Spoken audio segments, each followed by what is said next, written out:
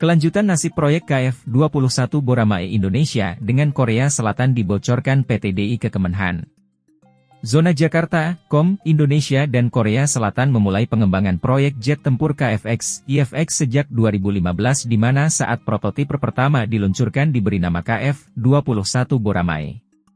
Pengembangan KF-21 Boramae dalam program KFX, IFX ditargetkan Indonesia dan Korea Selatan, Korsel, selesai pada 2026 mendatang.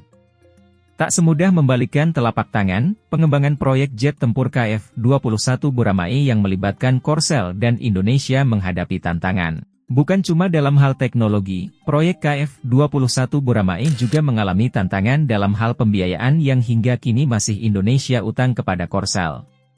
Padahal Korsel sudah sangat ingin memproduksi jet tempur KF-21 Boramae batch pertama untuk angkatan udaranya, namun masalah pembayaran dari Indonesia yang tak kunjung lunas akhirnya membuat negeri gingseng mengambil keputusan. Oleh karena itu, rasio bagi hasil pemerintah Korea, Korea Aerospace Industries, KAI, perusahaan produksi, dan Indonesia pada awalnya ditetapkan masing-masing sebesar 60%, 20%, dan 20%. Berdasarkan kontrak yang ditandatangani pada tahun 2016, Indonesia harus membayar 1,6 triliun won, atau 20% dari biaya pengembangan KF-21, pada bulan Juni 2026, ketika proyek pengembangan tersebut berakhir.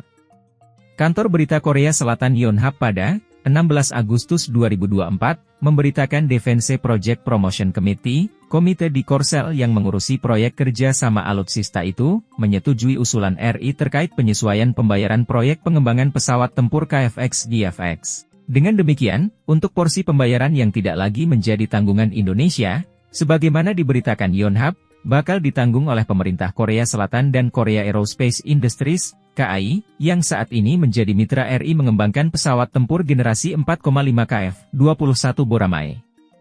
Dikutip zonajakarta.com dari Getnews edisi 16 Agustus 2024, media Korsel itu menyebut keputusan negaranya hampir final. Keputusan ini, yang hampir final, dibuat pada Komite Promosi Program Akuisisi Pertahanan, Komite Pertahanan, ke-163 yang diselenggarakan oleh Administrasi Program Akuisisi Pertahanan, DAPARED, pada tanggal 16. Pada pertemuan hari ini, DAPA memutuskan rencana penyesuaian rasio pembagian pengembangan bersama KF-21 dan langkah-langkah tindak lanjutnya, jelas Getnews. Beruntung, pemerintah Korea Selatan, Korsel, menyetujui usulan RI menyesuaikan pembiayaan proyek pembuatan pesawat tempur RI Korsel, KFX-DFX, KF-21 Boramae dari komitmen awal 1,6 triliun won atau sekitar 18,5 triliun rupiah menjadi